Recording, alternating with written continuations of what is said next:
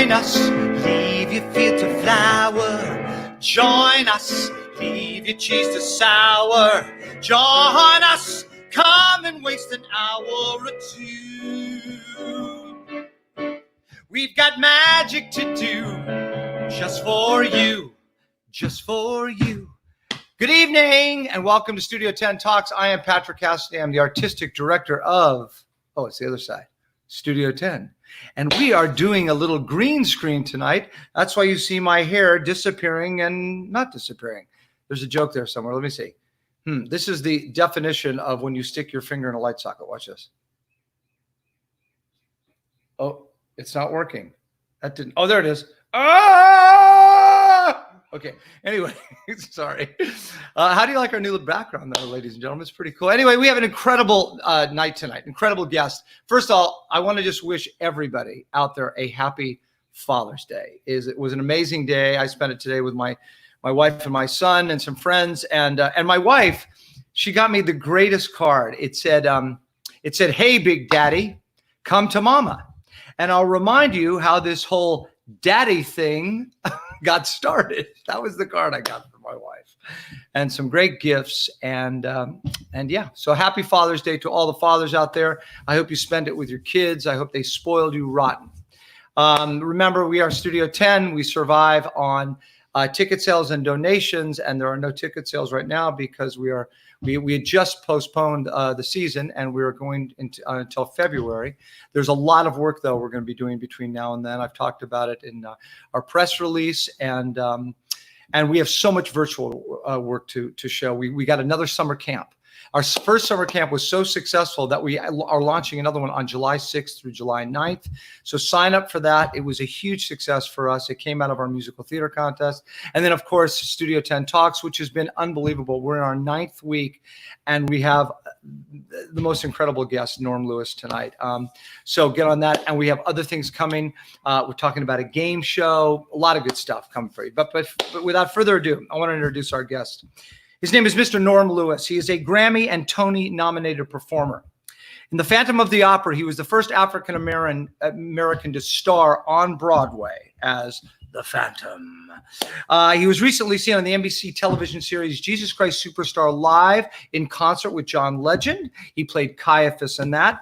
And the Broadway revival of Once on This Island. He was in the original Broadway cast of The Little Mermaid as King Triton, Les Miserables as Javert, Dreamgirls, he played Curtis Taylor Jr., and more. He's received a Tony, Drama Desk, Drama League, and Outer Critics nominations for his performance as Porgy in Porgy and Bess opposite Audra McDonald. He has been on Broadway in Chicago. He got his start in The Who's Tommy, A New Brain. There's so many, I can't even remember them all. His television credits include Scandal, Chicago Med, Gotham, Winter's Tale, and Sex and the City 2. What else? 13 Broadway shows. We can talk about them on a day. And recently, I just saw it the other night on Netflix. He starred in Spike Lee's movie, Da Five Bloods, and you must see it. His performance is mesmerizing. Ladies and gentlemen, please say hello to Mr. Norm Lewis. And the crowd goes wild. Yes, you can hear the crowds. I hear them the crowd is going wild. First of all, I have to, this is my Corona hair, y'all. The Corona hair. Meaning that you haven't cut it, or it's the shape of it? Listen, it's what it is. I have not cut it. It's long. You look as handsome and as debonair as always, Mr. And cut and see.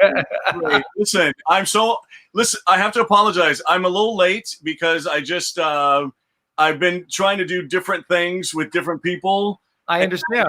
And what was one of the things with one of the people in the last 24 hours that you got to do? God, there's so much that has happened. I cannot even, but it's all been virtual. So it has. Yeah, everything's online, and it's been, incredible how there's a new normal now. You have to be online to kind of do things. So, there's to be here. There's a nice little title right there. There's a new normal for Norm. A new normal for Norm. It's funny because one of my shows that I thought about doing, and then my manager talked me out of it. because my last name is Lewis. Mhm. I thought about naming one of my shows next to Norm L, because of the Broadway Norm L. Normal. Norm L. I Anyway, understand. And your manager said no? said no. That's Okay. I get it. a little too cheesy. Yeah. So we have so much to talk about, so many questions, so little time. Yes. So I want to just jump into it. First of all, in New York City, right? All through COVID, right? Living in New York City by yourself. By myself. Tell us about that experience. Well, in the beginning, it was very scary. I mean, people were getting sick and people were dying, unfortunately, and we pray for them and we pray for their families. And then I've had a lot of friends who have made it to the other side and healthy. But I was scared. I live in an apartment building, and I was even scared to look outside my apartment door, not even just the building door itself, but the apartment door myself, because I felt like there was a monster on the other side. And I was very strategic in what I had to do as far as buying groceries, buying essentials. We luckily have a place that's a grocery store that's near me that's 24 hours.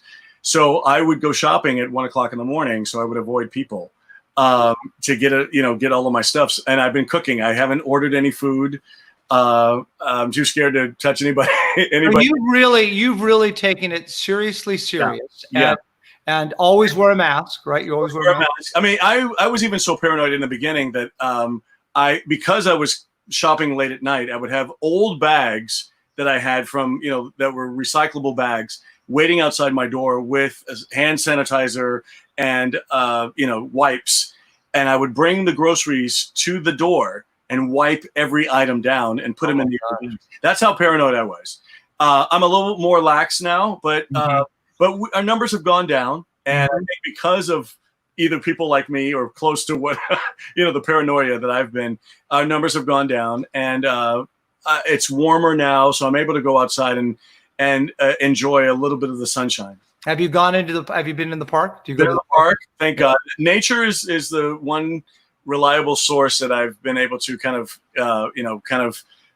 it's been like a comforting thing, if you will, seeing trees and greenery and breathing in that air. So. I bet. Well, wow. I mean, I spoke with Emily Skinner, who I know you know, and Jason Daniely. They said the same thing. Both, living now. Jason got to go to the Berkshires because he has a house up there.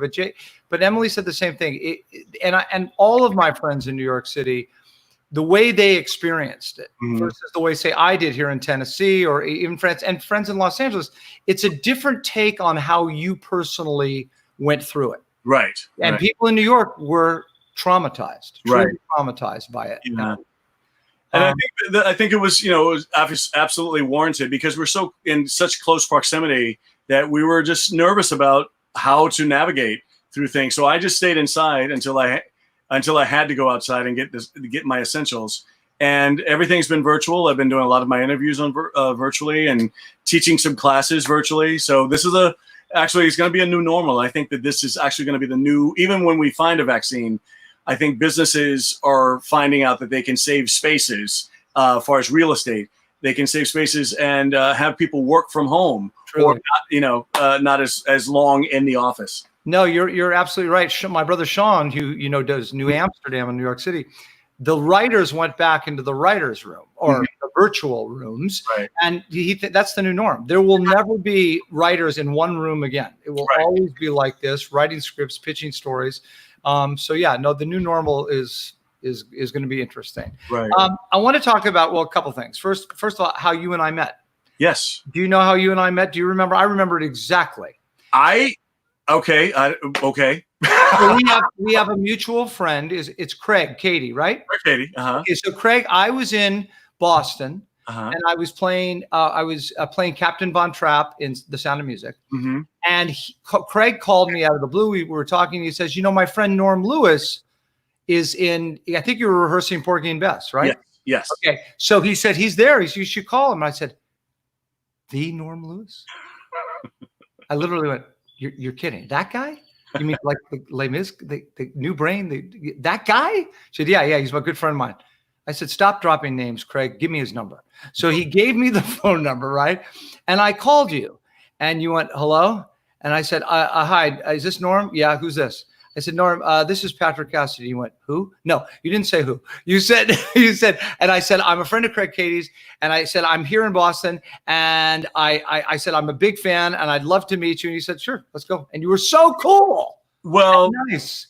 I remember it differently. Oh, okay, please. Then do tell. I remember the fact that you said it's Patrick Cassidy. And I went, come on. This is not Patrick Cassidy. Come on. Are you serious? I've been a fan of yours for a long time, and come on, your lineage and everything. It's fantastic. I was in awe, and you were so kind, and we met, and we had a drink, and we bonded, and I was like, okay, I want to know this guy forever. Yeah. And at that time, you were in rehearsals, right, with Audra for Porgy and Bess, right? Audra McDougal. It's some Irish name. McWindy's. It's that Golden Arch thing. That Golden Arch. We'll figure it out. Yeah, figure it out. Anyway, tell us about that experience. And I know, and I said it in your, the introduction. You got every single nomination under the sun, including the coveted Tony. But tell us about the experience itself. I was very honored and very lucky to be a part of that. I was. It was funny because I was doing Les Miserables in London, and I was playing the role of Javert, and I got a chance to come back to the United States to do a couple of concerts in between certain gigs, while playing that role. And there was an audition for Porgy and Bess. I've never ever seen myself as Porgy because it's always been in an opera house, and usually the musical, like the charismatic role has been Sport and Life. So I thought, oh, okay, then they want to see me for that role. But they said Porgy, and I said, oh, okay. Oh. And then I found that Audra McDonald was attached to it. We've been friends for years, but we've only done one thing together. We did a concert of Dreamgirls. Listen, a chance to work with Audra is like a dream come true. Mm. And so when they said, can you come in? I said, sure. And I had just finished doing a concert at Lincoln Center on furlough, if you will, from where it is in London. And my voice went out because there was a storm. There was some major, like a snowstorm happening. And I caught a cold. I lost everything. And they wanted to see me anyway. I went in. And I couldn't sing it. So I said, I can't sing it, but I can do like the dialogue. Mm-hmm. They were a little hesitant, but they said, okay, fine. When I did that, it was okay. The audition was okay. And they said, well, we've decided to go a different direction. So I said, okay, fine. I'm back in London and finishing up my contract doing Javert. A couple of weeks later, they said, well, can he come back and just try to recreate that situation, and if he's in better voice. And it's expensive to try to come back from London. Sure. So we were hesitant to try to do anything, but luckily I had a memorial to come back for a friend of mine who had passed away, unfortunately, but you can look at it in different ways. Luckily I came back, and they held that audition for me. It was the Friday was supposed to be the final callback, but they pushed it to Sunday, which was a day I could fly in. It sounds to me like you were a lock. They wanted you, and it was Diane. Was it Diane Paulus? Diane Paulus. Yeah. And they were very gracious. And I got there early, but I was the last person that they saw. I saw all these people, and I was the last person they saw. And the first person they wanted. And listen, I'm again honored. But I remember I went through the singing, I went through the acting, I went through the physical aspect of it, and it was about an hour of my audition, and we were done. And I said, okay, you guys, I'm going to go to Ariba and get a margarita because I just need one. And I invited them to come with me. I said, come with me. They didn't. They turned me down, but it was one of those things where you just felt like you left everything on the table and you did the best that you could. And this is what I encourage a lot of when I talk to a lot of the young people in college or high school. just go in and do the best you can, and then leave it alone. That's all you can do, because you have no control. You have no control. You've done your deed. Go have a margarita. Have a margarita. Well, if you're 21. Yeah, yeah. We won't encourage anybody 15. That's right. But yeah, so I felt good about it, and I went to this memorial after that, and the next day I found out that I ended up booking it, and we had to work out plans, and I have to give kudos and respect to Cameron McIntosh, because I still had a few more months to finish. But he in London with Javert. And he gave me 3 weeks off in order to work on a workshop, and then still come back to London and finish my contract. And when I met you, that's when you were doing the workshop, right? No, we were doing. That's when I finished working in London. Okay. We were doing the out of town in Cambridge. That's right. On Harvard's campus. Well, so it was fantastic. And then the fact that I got to meet, I mean, I have been and not to bring all of your lineage, but I've been a huge fan of Jack Cassidy. I've been a huge fan of Shirley Jones, David Cassidy, the whole Sean Cassidy, and you. I've been a big fan. You're starting to show your age now, Norm. Don't please, because everybody thinks that you're like 20. So please don't. I've just been a huge fan of yours for a long time, in your family, and so it was an honor to become a friend of yours. Oh, and for me, my friend. Porgy and Bess, we want to show a clip of it just because you were so fantastic in it. So without further ado, Mr. Norm Lewis, Porgy and Bess. Oh, God. You looking good, Porgy? What you been up to? Nothing. Nothing? Oh, I got plenty of nothing, and nothing's plenty for me. You see, with plenty, you sure gotta worry how to keep the devil away.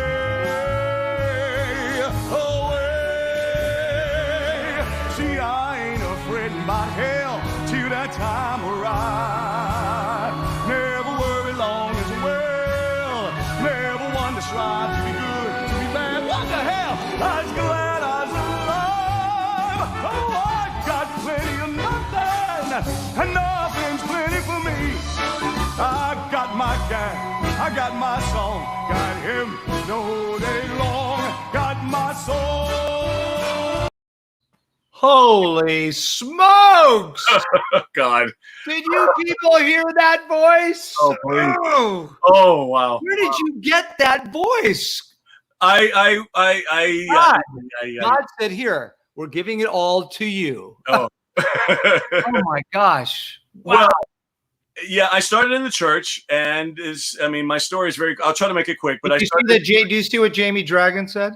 Oh, I love you, Norm. I love you too, Jamie. Thank you so much. She says, Norm, I loved you as Phantom. My husband and I just love your voice, and you seem like such a quality, friendly guy. Every time I see your face, I smile. Would you give a huge hug if I ever met you? Oh, yes. Well, virtual hug. I love as soon as we get a vaccine, yes, I will definitely. There we go. So, okay, so tell me about. So you started in the church singing. Yeah, I started in the church. My dad was a deacon. My grandfather was a preacher, and it was a rite of passage for me to just be a part of the choir. And so, I didn't know I had a voice. It was just what we did. Our choir was not like the best choir. We weren't like, people didn't say, "Ooh, our church is amazing," but you sang a joyful noise. So, and that's what I did. And so later on, I got into high school. Oh, Melissa Hurley Cassidy says, "I love you too." She's amazing. She's pretty good. She's pretty hot. She's pretty good. But the thing about it was, like, I got into high school, and you have to have so many electives to graduate, and they put me in home economics, and so I was like, no, I don't want to do that. I was in home economics too. There's nothing wrong. Eggs Benedict with the holiday. There's nothing wrong with that. There's nothing wrong with sewing. There's nothing wrong with cooking. I just was not in the mood at age 16 to do that. So I decided. I said, well, you know what? Because I'm in high school. Because I'm in choir in church, I'll just try out for the choir in school. There was a lot of hot girls in there. Yep. It'll be an easy grade, I thought. And found out that there was a love for, that was my aha moment. I found out there was a love for this music that I'd never really experienced before. I'd heard it before, but I never experienced like foreign language. I never experienced classical. I never experienced Broadway music. I never sang that. I sang only a lot of gospel music, and I sang a lot of R&B, but that was just personally. And no one ever said, "Ooh, you have a nice voice." When I auditioned for the high school choir, that's when the musical director said, "Oh, you have a nice voice," and then the rest is history. And so you got So and I'm pretty familiar with your career. Your first Broadway show was Tommy, right? Yes. And so, and what was that like? Had you moved to New York? Had you been in New York a long time? Was it? I've been in New York for 3 years, and I've done a lot of regional theater. And then I was on tour with Once on This Island, the national tour, and I was a swing. And I got a chance to come back from that tour and audition for. It was the last audition. It was the final callback, and they needed the role that I ended up getting, and they also needed a swing. And I didn't care. I just wanted to, listen, give me a Broadway show. And luckily, I got the role that I got as the doctor. And from there, I had a great year. I stayed there for a year, and then I ended up getting Miss Saigon. And from there, it just kind of blossomed and just kept going. Boom. We have a question. It says, what has been your favorite role? That's from Deborah Taylor. I don't have a favorite role because all of them are like my little children. I learned from each one. And even when I did an off-Broadway show called Captain's Courageous, which is based on the book, the novel, and also the 1935 movie that Mickey Rooney did. Was it a musical? It was a musical. And so I had 4 lines in the show. And what was so beautiful about it is that we had to learn a Gloucester, Massachusetts accent. And I felt something wrong about that as a Black man in the show. And what I found out is that it was a fisherman's boat. So we fished, and that was what the whole story was about. What we found out was that a lot of these fishing boats would go down to the Caribbean and find a lot of Black people and hire them to be cooks on their ship. And I was the cook. So I decided not to learn the Gloucester, Massachusetts accent. I learned a Caribbean accent. Oh my gosh. And for that, I said those 4 lines in that Caribbean, and I felt so I say all of that to say this. Each one of the roles that I've done have been like these learning experiences, and I've loved each and every one of them. Yeah. I'm famous for Phantom, I'm famous for Porgy and Javert, but I've loved each and every one. No, you're right. They are like children. And the greatest thing, and I've said this too, and I say it when I teach you, the most incredible thing about being an actor is that you're a detective of human behavior. Yes. And you get to look at something and learn something and work on something and then do it and pretend. Right. So you get to be a doctor one week, you get to be a lawyer one week, you get to be a stock guy, you get to be a homeless, you get to be everything. And you watch them, you study them, and you take on accents, you take on physical, like as Porgy, you have to have a limp. You have to figure out how to walk like Porgy. Right. And that in itself, I mean, that's what it's about. That's why we do what we do. Absolutely. And even when I was doing Porgy and Bess, Audra McDonald, who I just love her so much. What was so interesting about her, we went back to the book that DuBose Haywood wrote about Porgy. There was a book and a play and then the opera. And so DuBose Haywood wrote this book, and in the book, it talked about how Bess had a scar on her cheek because she was beaten up so much. Every day, Audra would go in and get a scar put on her face, so that way she could have this internal, this effect that she could bring to who this woman was. So for me, it's like, even like one of the best compliments I got for the movie I just did, someone told me recently, they said they looked at every moment and every nuance of my reaction to what was happening in certain scenes, more so than my reaction. That's right. And when you're not saying anything, what's going on in your face, what's going on in your brain when somebody else is talking. And we're going to talk about that movie because I just saw it recently too. We have a couple more questions before I ask you. So, sorry about my hair. What was it like being a part of originating a Disney Broadway musical, Mr. Triton? Oh my God. I have to tell you, and I got to, specify this, the fact that, oh my God, Zambello, Jesus Christ, Francesca, Jesus, Zambello, Francesca Zambello, who was our director, and, the people, everyone associated with Disney the fact that they wanted me and a lot of people of color to come in and audition. I went in with African Americans, Asians, Caucasians for that role specifically. They were looking for the best person that they wanted to fit that mold. And I was lucky enough to get the role, but my understudy was someone who happened to be Caucasian. So I love the fact that they are so universal in what they do and how they do it. I mean, you can see it in Frozen. You can see it in a lot of the shows that they put on Broadway. It is a very universal atmosphere and diverse. So I was honored to be a part from that aspect, amazingly honored from that.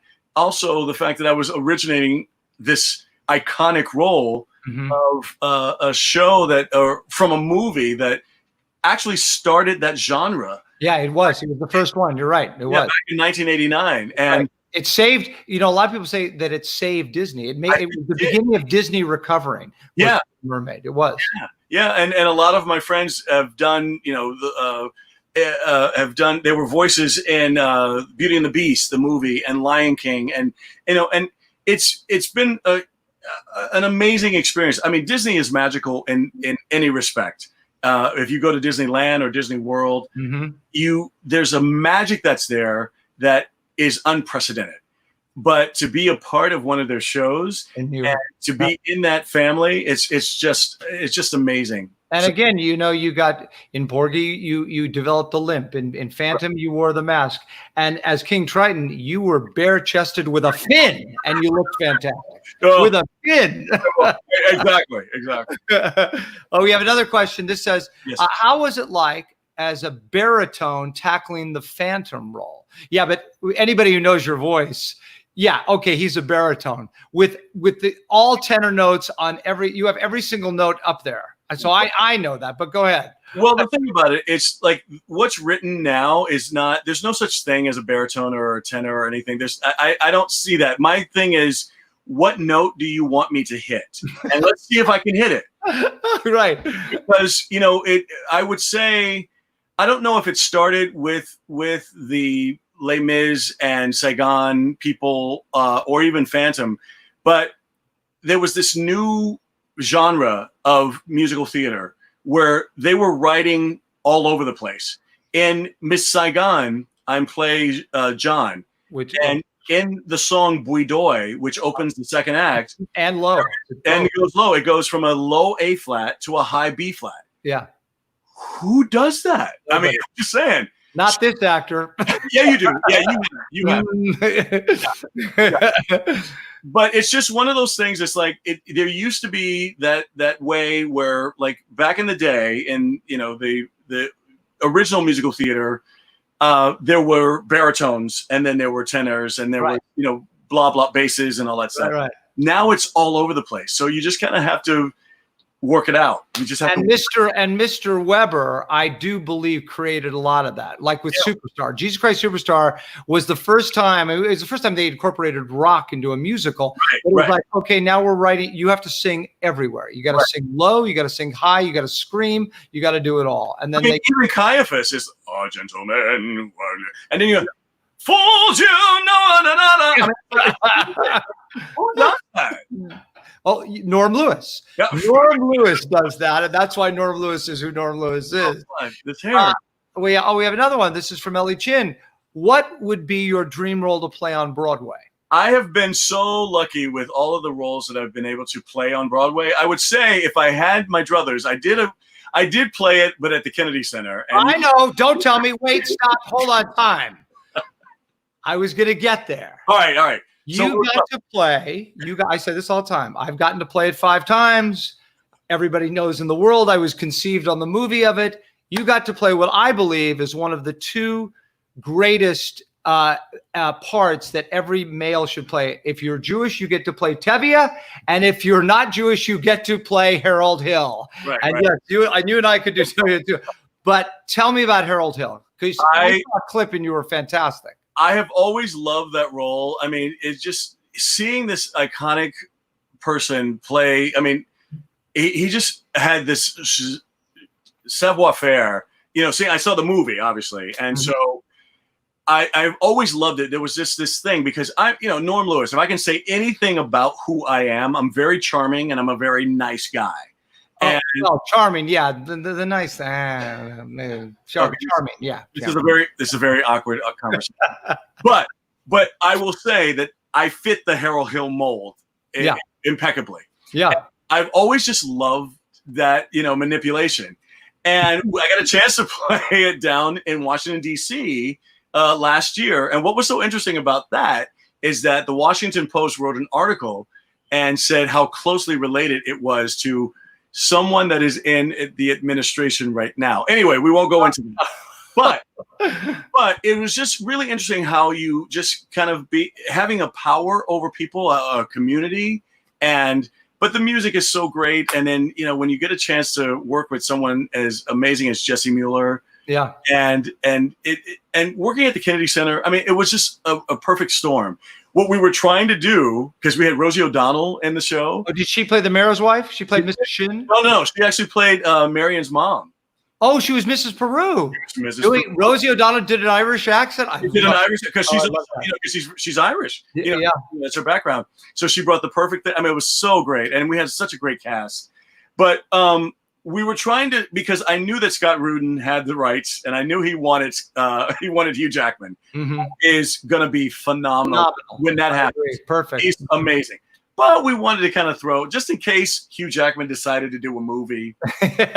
Norm Lewis. He does Trouble better than anyone. Oh my God. And I will say, and I'm sure that, and we've talked about this, Trouble is probably one of the most difficult songs I've ever had to learn, but now it's in there. And never will leave. Never go away. Never will leave. Ever. I know it from the time I was in my mother's womb. Of course, would sing it. That's literally it. I want to change back, and I want to go back to something else about this time and you being you and being in New York. Tell me about the next portion of what you've had to go through with all the protests and with Black Lives Matter and everything you've been going through from New York's perspective and from your perspective. Well, God, it's so how do you answer this question? Because it has been such a how do you gosh. Okay. All right, let me get it, because we only have a few moments. But oh no, we're going forever on this one. Okay. All right. Well, here's 12 o'clock, folks. 12 o'clock. Yeah, pull up a chair. Pull up a chair. Obviously, it is terrible to see the devastation that has happened and the murders that have happened and the situations that have happened that led up to this. But what's been amazing about this is that we're under the coronavirus. We're all on one level. Like, whether you believe in it or not, we're under the coronavirus, and people have been sick, people have died, and we have to deal with it in whatever way we can. Then we have the economy. So everybody, again, has to deal with one thing. The world has to deal with one thing. Under that, we've been home, and we've not been able to turn away. And you've had the Ahmaud Arbery, you've had the Breonna Taylor, and you've had the George Floyd situation happen. And these things have happened before, but it's always been on the periphery. Right. And it's always been kind of like, and I made an analogy one day where it's like, we know that people are hungry in certain parts of the world. Let's just say Africa right now, or Mexico, but that's over there. We can send money to that. We don't have to deal with it. We still have our lives. We have children. We have deadlines. We have all kinds of stuff. Under the coronavirus and the economy, we didn't. And we had to pay attention. And it was like, oh, shoot, this is actually happening. This is what people have been talking about for decades. So now we're paying attention. Now you have people who are like, I want to know more. I want to find out more. I want to get involved. I want to get involved. Yeah. I understand you. I understand. So it is an awakening that we have never seen before. It's an unprecedented thing. And you have people in Italy. You have people in the UK, in Paris. And for me, what's most beautiful is Japan, because Japan is such a pure race, and they're very proud of their pure race.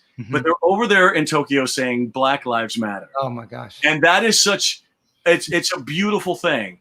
And I want people to understand it is about not just, we are saying Black Lives Matter, but we know that all lives matter, but right now, Black Lives Matter. Yes. And it's about paying attention to that and the history that is, involved with that. Even in the movie that I did, the Five Bloods, it talks about something that I never knew, that there were 11% of the population in the United States was African American. 11%, and that's men and women. But yet, 33% of the army in Vietnam was African American. Wow. So there's a disproportionate amount of people that were over there fighting. Yep. I hope people understand that it is really that really opened my eyes to a lot of stuff. And a lot of the people that you see on that wall in Washington, D.C. are African American men. Right. So this is a key to a door that will open to maybe go and look at history. I'm going to definitely do it myself and look at the history that has been erased. Because for me, when I studied American history as a kid, I knew about the Pilgrims. I knew about George Washington. I knew about slaves. I knew about Abraham Lincoln freeing the slaves. And then all of a sudden I knew about World War I. Yeah. And that's all I knew. Yeah. There's a lot of stuff that's left out. So anyway, I'm saying. Well, and I have to say, I was talking about it with some people on our staff and their kids, the young people today, the way I haven't seen, I mean, they're obviously in the 60s and I was really young, but the 60s was this explosion. We had MLK, and there was this explosion but it was just, but today it's fueled by the young people, and the young people haven't stopped. They don't want to stop, and they're not going to stop. No. And that's what makes it so, we're the hopefulness in it all about it really, like you said, really taking the front stage and the forefront is that they won't stop. They're going to continue. They're going to continue. They're going to continue. Right. Yeah. It's so beautiful. I want to talk about, I want to go back and I want to talk about Les Mis. Okay? Les Miserables? Les Miserables. First of all, your performance, and we have a clip of that too. Do we have a clip of Les Mis? Oh no, we just okay. We're going to get to Phantom, but we're going to first do Les Mis for a second. So what's unprecedented is you did the 25th anniversary, right? And you got to do Javert with that all-star stellar cast, 100 Valjeans at the end, or 50, whatever that was. Yeah.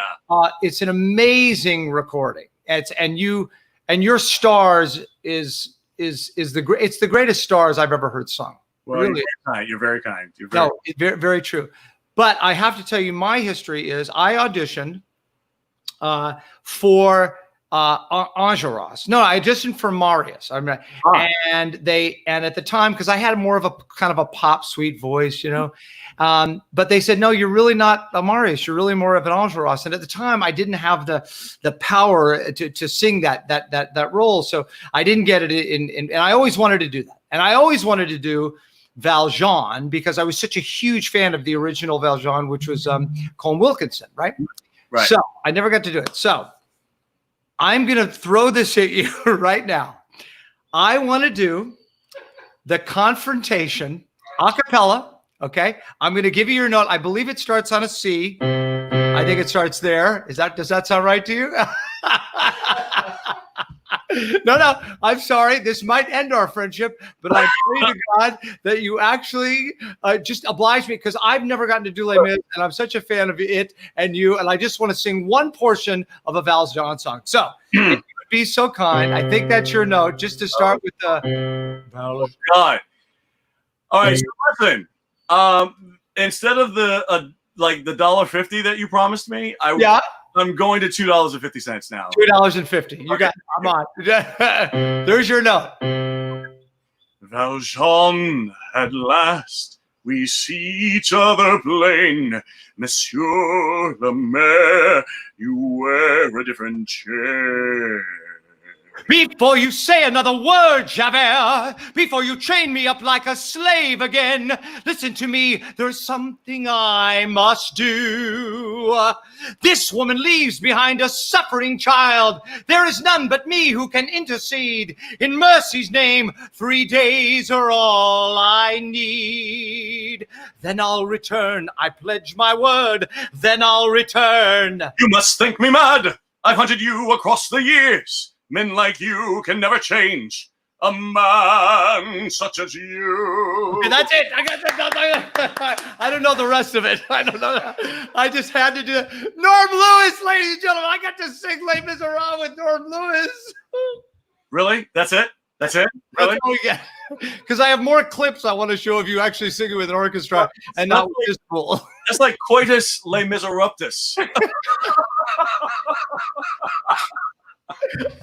What the hell? You just thought of that off the spot? Yeah, because I'm smart. Yes, very, very. I might say, oh, thank you for indulging me. That made I never have to now play Valjean ever. Just that. You still have time. You still got time, brother. Oh, we got a nice applause from Teresa. It says, now you need to break a chair. It says from Elizabeth.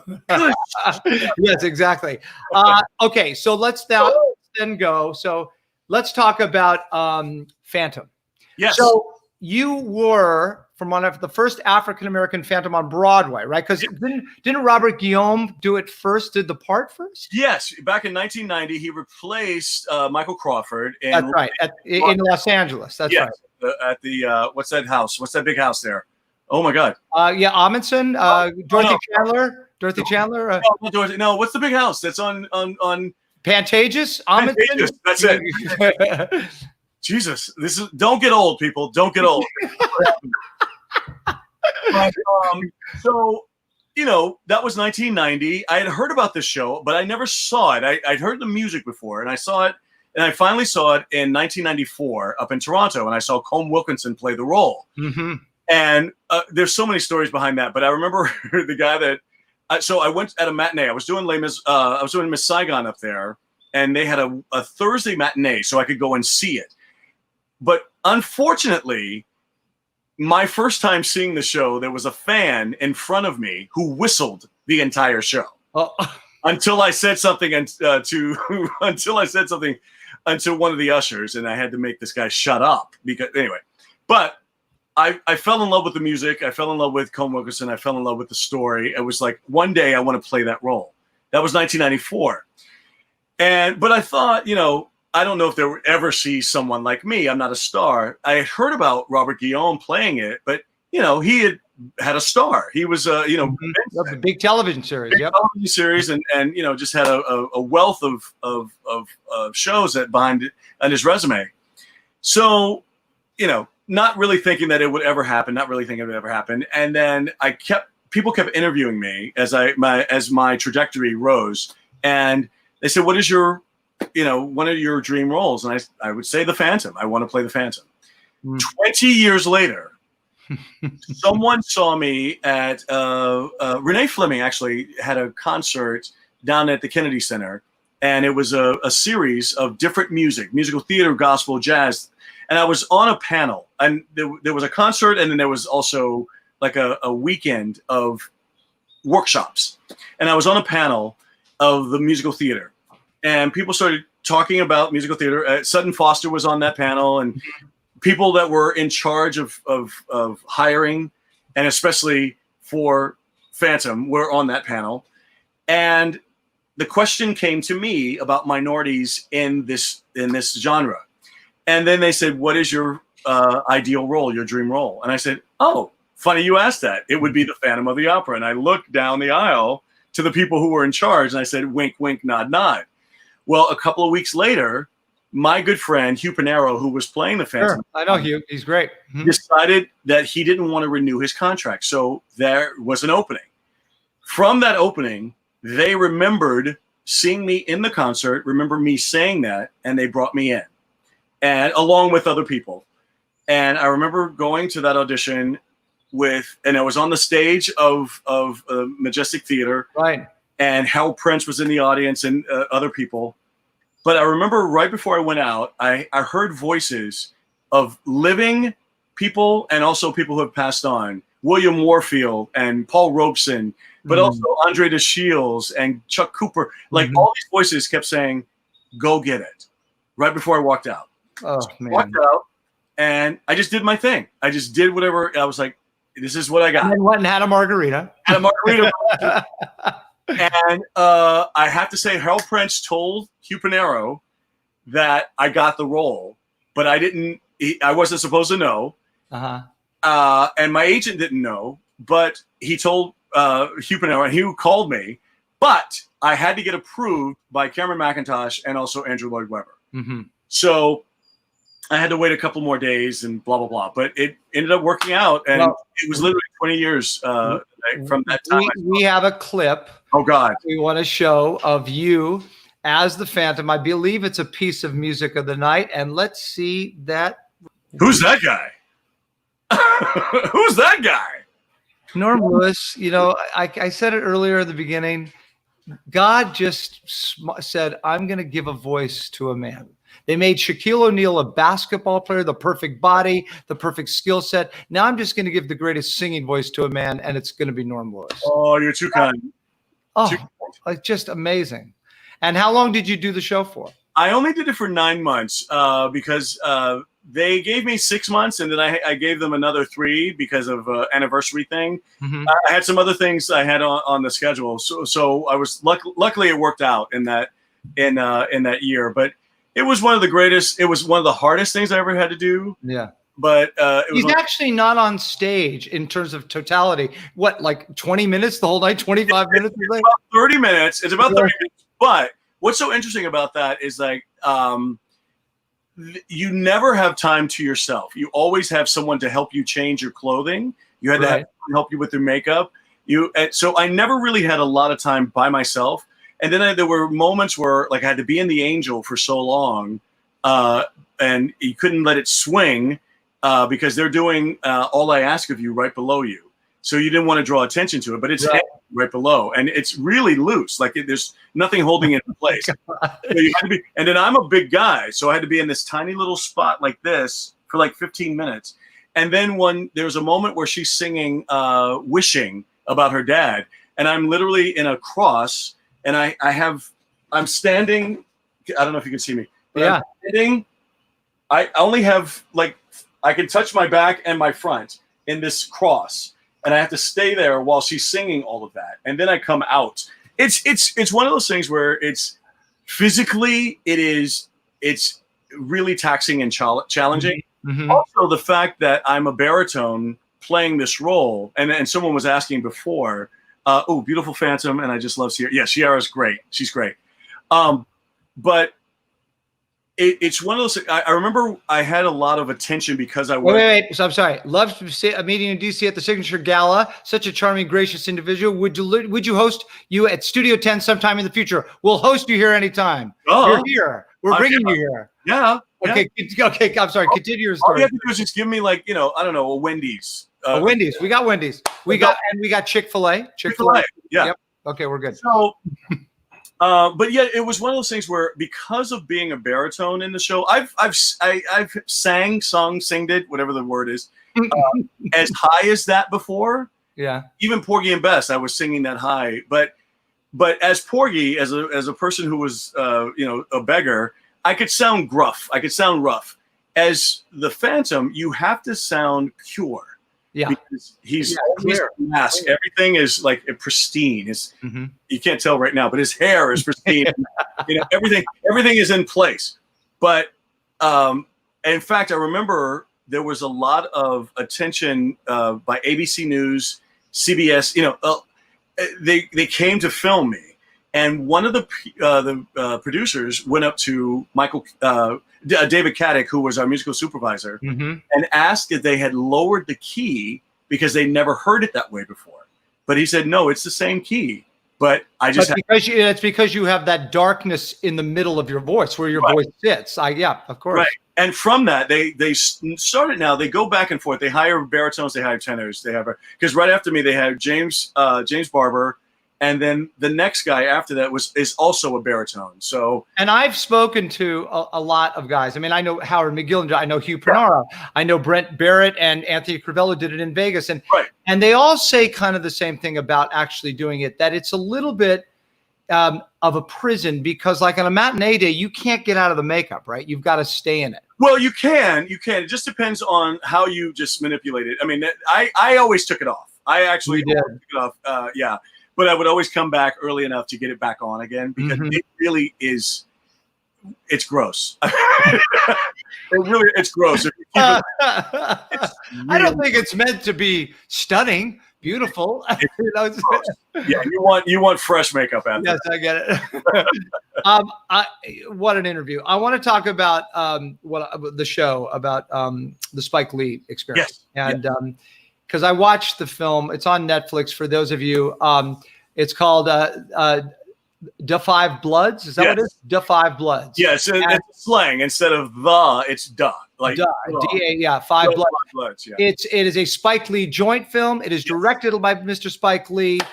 You are fantastic on it. I was going to try to find the clip of Whoopi Goldberg saying how brilliant you are in this thing, which was on her show on The View. But that's what made me go watch it. Even though we're friends and stuff. And Norm, your performance, like, hello, now you're becoming the television movie screen guy. So forget that equity stuff, pal. Let's move into Screen Actors. I mean, it's amazing. Tell us about the experience though with Spike and on that film. Well, I was very lucky. I've known Spike for a while, and what has happened is the fact that he came to see Porgy and Bess several times. I've seen him at different events, and then I ended up there's a TV show that he has on Netflix called She's Gotta Have It. Mm-hmm. And so I happened to be a guest star on one of the episodes. So I had a little bit of experience with him. A few months after that experience, he calls me and he says, "Norm, what are you doing right now?" And I say, "Well, nothing." So he said, "I'm sending you a script," and he hangs up the phone. And I go, "Okay, yeah, okay, Spike." So I'm thinking, I don't know what this means, but maybe he just wants my opinion. I don't know. So I read the script, and then the next day he calls me and said, "What do you think of it?" I said, "It's brilliant. It's great." He's like, "Okay, I want you to meet me for dinner." Again, not knowing what is going to happen. I haven't been offered anything. So I meet him for dinner, and I go to Brooklyn, and we start talking about it. He said, "The script is this, and what do you think?" And I'm like, "Oh my God, it's great." Again, in my mind, I'm thinking, wow, he wants my opinion about one of the things that he wrote. Fantastic. So we're getting closer, and he said, "Okay, I want you to play the role of Eddie."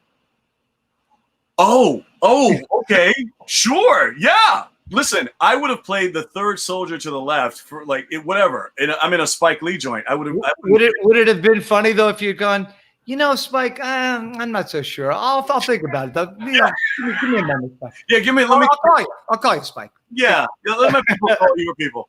Well, it was funny because I literally inside I was jumping up and down like a little schoolboy, but on the outside I was playing it cool. I was like, "Yeah, thanks, man, thank you." So. A few weeks later, he wins the Oscar for Black Klansman. He goes off to Thailand. And then we join him like a week or so later. And we have like the most incredible experience. What's so brilliant about it was the fact that, where do I start? Was he knows what he wants, when he wants it, how he wants it. Because he wrote it, he structured it, but he allows you freedom within that because he's an actor himself. Mm-hmm. And a lot of the stuff that you saw in the film is improv. Or he changed the dialogue right there on the spot because he started to see the chemistry between you guys and what you guys are doing. Wow. Right. And so it was so brilliant. So what you saw us doing, like the dynamic that you saw of us on screen was basically the dynamic that was off screen as well. And you'd have to have that for those relationships. Yeah. Because you guys are so close. I mean, these are great friends. These are guys that were, in Vietnam together. These are guys that lived and died by each other. These are guys, you have to have that improv, that kind of thing. I mean, I would have quarantined you guys for 2 months beforehand to get to build that relationship. Absolutely. And we got over there. We literally, because we were in a foreign land and we were, Americans, and we didn't know anybody or know much about the culture. So we stuck close together. But we also had to do a lot of work. We read the script and with each other. We learned a lot of the what they call the DAP when we did all of this stuff. Mm-hmm.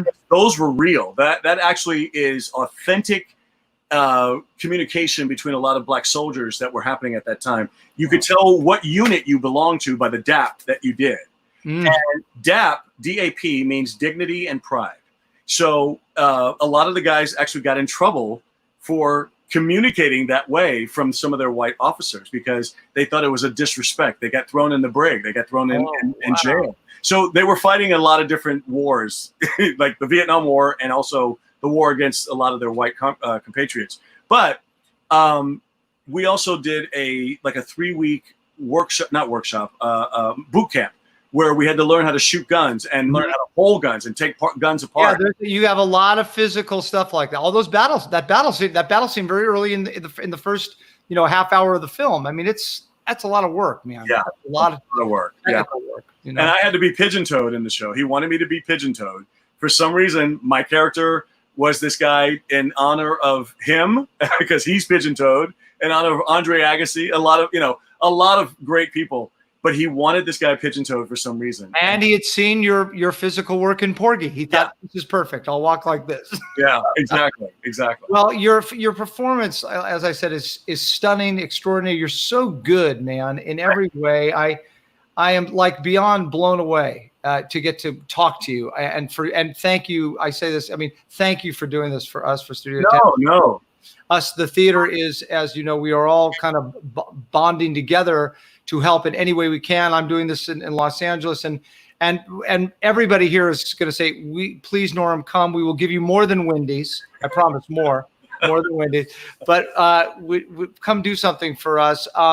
I give every guest, and they've all been my friends, I give them a chance to ask me one question. Anything you ever want to ask, Norm, you get to ask me now. Anything. Is my hair actually white? Yes. No. Yes.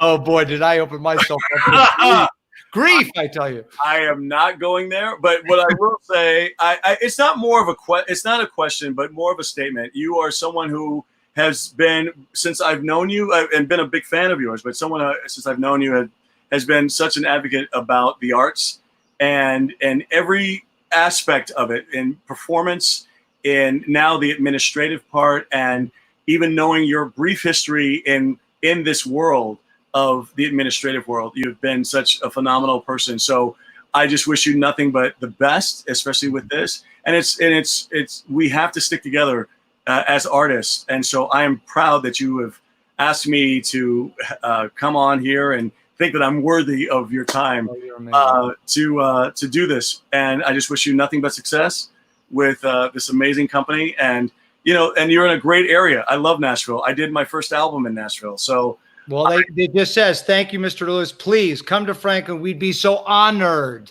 And we would be. You're a gem. Ken Page he's doing our show too. He sends big love to you. I'm sorry, Ken Page. Yeah. By the way, that's I told you that's my going thing when I come to see you in a show. The next time I come to see you in a show, I'm going to come backstage, and the first thing I'm going to say to you is say, "Oh, you were in this? I had no idea." Oh my God. Yeah, really. Wow, the lights came on and you showed up. Norm Lewis, I love and adore you. Thank you so man. much from the bottom of my heart. I can't tell you. I will be calling you in about 10 minutes, and we will talk the real talk. All right, brother. Love you, pal. Back at you. All the best. Well, there we are. What a guest, huh? Norm Lewis. I must say the show will go on. That's our campaign. Please click the donate button. This is how Studio Tenn is getting through this time, like so many other theater companies, and we are doing it, and we're doing it with your help. So jump on board. We have so much more virtual stuff, so many more great guests. Susan, yes, thank you. I appreciate that. And we're going to bring them to you. We've got Karen Ziemba. Karen Ziemba won the Tony Award for Contact. She's going to be on next Sunday's show. She has been on Broadway in, countless, as many shows as Norm. She did the Prince of Broadway with our guest that was on a few weeks back, Emily Skinner, and many, many more. We have Victor Garber coming on the show. We have Ken Page, who was in the original Cats and the original Eat, Misbehave. And these are people that live the theater and are such phenomenal people and friends. So please keep joining us, keep supporting us, keep viewing. And, I always do a little goodbye song. And I picked one. This is an old one. It's from Damn Yankees in honor of the dance. Goodbye, old man, my old man, we're all awakened when you come. Goodbye, everybody.